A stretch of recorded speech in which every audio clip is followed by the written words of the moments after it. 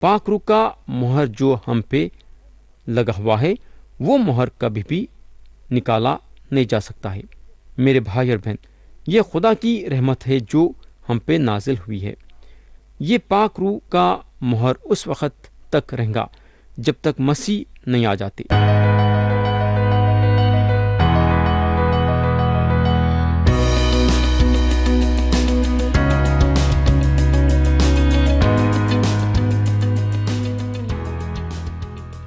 یسوع مسیح کے نام سے السلام علیکم۔ تو پیارے بھائی اور بہن، اب ہم کلام شروع کریں گے۔ اب ہم آیت 28 اور 29 پڑھیں گے۔ یہاں پولس بولتے ہیں، چوری کرنے والا پھر چوری نہ کرے، بلکہ اچھا پیشہ اختیار کر کے ہاتھوں سے محنت کرے، تاکہ محتاج کے دینے کے لیے اس کے پاس کچھ ہو۔ کوئی گندی بات تمہارے منہ سے نہ نکلے، بلکہ وہی جو ضرورت کے موافق ترقی کے لیے اچھی ہو، تاکہ اس سے سننے والوں پر فضل ہو۔ تو یہاں پولس بولتے ہیں، چوری کرنے والا پھر چوری نہ کرے۔ ہم کو معلوم ہونا چاہیے کہ آدمی اپنے گناہ کے طبیعت سے ایک چور اور جھوٹا آدمی ہے۔ آدمی جو ہے بڑا ہو کے نہیں چراتا، بلکہ اپنے بچپن سے چراتا ہے۔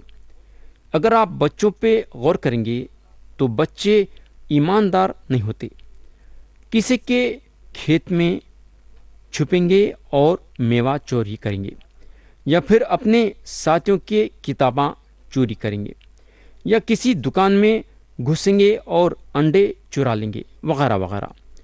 بولنے کا مطلب یہ ہے کہ بچے کو خاص طور سے چوری کیسا کرنا سکھانے کی ضرورت نہیں ہے، کیونکہ بچہ خود اپنے فطرت سے چور ہے، کیونکہ اس کے جسم میں یعنی کہ اس کے رگوں میں آدم کا گناہ بھرا ہوا خون دوڑ رہا ہے۔ آدمی فطرت سے گنہگار ہے اور فطرت سے چور ہے۔ یا اگر ہم ایک بات غور کریں گے تو پولس یہ خط کس کو لکھ رہے ہیں؟ پولس یہ خط افسیوں کی کلیسیا کو لکھ رہے ہیں، جو یسوع مسیح پہ ایمان لا چکی تھی۔ اب سوال یہ پیدا ہوتا ہے کہ کیا پولس افسیوں کی کلیسیا سے یہ امید رکھے تھے کیا کہ افسیوں کی کلیسیا چور ہے؟ میرے بھائی اور بہن، افسیوں کی کلیسیا میں جتنے لوگ تھے وہ یسوع مسیح پہ ایمان لا چکے تھے، مگر ان میں جب یسوع مسیح پہ ایمان نہیں لائے، یہ چوری کی عادت تھی، اور پولس یہ بات کو جانتے تھے۔ یا پولس ان لوگوں کو یہ سمجھانا چاہ رہے ہیں کہ ایک زمانہ تھا کہ تم لوگ چوری کرتے تھے، مگر اب کیونکہ یسوع مسیح پہ ایمان لائے ہیں تو چوری کی عادت کو چھوڑنا پڑے گا۔ اب کیونکہ یسوع مسیح پہ ایمان لائے ہیں تو ایمانداری کے ساتھ زندگی گزارنا پڑے گا۔ تو پولس جو ہے یہ سارے باتیں روح کے ذریعے سے کرے، روح ان کو جو ہے ہدایت کری یہ سارے باتیں بولنے کے لیے۔ پولس جو ہے اپنے خود سے کچھ بھی نہیں بولے۔ اب ہم آگے دیکھیں گے کہ پولس افسیوں کی کلیسیا کو کیا صلاح دیتے ہیں۔ آیت 28 کے دوسرے حصے میں انہوں بولتے ہیں، بلکہ اچھا پیشہ اختیار کر کے ہاتھوں سے محنت کرے، تاکہ محتاج کو دینے کے لیے اس کے پاس کچھ ہو۔ پیارے بھائی بہن، ایک ایمان رکھنے والا اپنے خود غرضی کے لیے دولت مند بننا نہیں چاہیے، بلکہ اس کے ضرورت سے جتنا بھی زیادہ ہے انہیں اس سے غریبوں اور محتاجوں کی مدد کرنا چاہیے۔ کہ ایمان رکھنے والے جو ہیں دنیا کا کما رہے ہیں، حد سے زیادہ کما رہے ہیں اور اپنے عیش و آرام کے لیے خرچہ کر رہے ہیں۔ خدمت گزاروں کو دینے کا ان کے دل میں خیال ہی نہیں آتا۔ جب خدمت گزاروں کو دینے کی بات پیدا ہوتی ہے تو میلوں دور رہتے ہیں، دیو بولے تو بہانے پیدا کرتے ہیں۔ آیت 30 پڑھیں گے، یہاں پولس بولتے ہیں، اور خدا کی پاک روح کو رنجیدہ نہ کرو، جس سے تم پر مخلصی کے دن کے لیے مہر ہوئی۔ پیارے بھائی اور بہن، پاک روح وہ شخص ہے جو رنجیدہ ہو سکتی ہے۔ اب سوال یہ پیدا ہوتا ہے کہ وہ کیا چیز पाक रूह को रंजिदा करती है। गुनाह करने की वजह से पाक रूह रंजिदा होती है। जब एक मसीही आदमी झूठ बोलता है तो पाक रूह रंजिदा होती है। अब सवाल ये पैदा होता है कि जब एक शख्स रंजिदा होता है तो क्या होता है? जब एक शख्स रंजिदा होता है तो सोहबत टूट जाती है।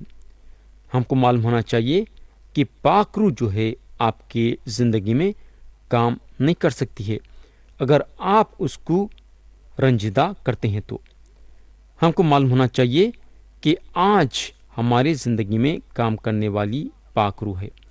खुदा अपने कलाम में साफ साफ बताता है कि ताकत से या ज़ोर से नहीं बल्कि मेरी रूह से। तो अगर आप रूह को रंजिदा करते हैं अपने चाल चलन के ज़रिए से या अपनी बातचीत के ज़रिए से, तो पाक रूह आपके ज़िंदगी में कैसा काम कर सकती है, सोचो थोड़ी देर के लिए। आगे पौलुस बोलते हैं, जिससे तुम पर मखलसी के दिन के लिए मोहर हुई। ये बात हमको ये बताती है कि हम पाक रूह को रंजिदा कर सकते हैं, मगर पाक रूह का मोहर जो हम पे लगा हुआ है वो मोहर कभी भी निकाला नहीं जा सकता है। तो ये कितनी ज़बरदस्त बात है कि आप पे पाक रूह का मोहर पड़ा हुआ है। मेरे भाई और बहन, ये खुदा की रहमत है जो हम पे नाजिल हुई है। ये पाक रूह का मोहर उस वक़्त तक रहेगा जब तक मसीह नहीं आ जाते। अब हम आयत 31 और 32 पढ़ेंगे। हर तरह की तल्ख मिजाजी और खैर और गुस्सा और शोरगुल और बदगोई, हर किस्म की बदखाही समेत तुमसे दूर की जाए, और एक दूसरे पर मेहरबान और नरम दिल हो, और जिस तरह खुदा ने मसीह में तुम्हारे कसूर माफ़ किए हैं, तुम भी एक दूसरे के कसूर माफ़ करो। तो प्यारे भाई और बहन, या मैं कलाम को ख़त्म करना चाहूँगा और आते सो वक़्त हम फिर से कलाम में आगे बढ़ेंगे। खुदा हम सबको आज के कलाम के ज़रिए से बरकत दे। यीशु मसीह के प्यारे और बुलंद नाम में आमीन।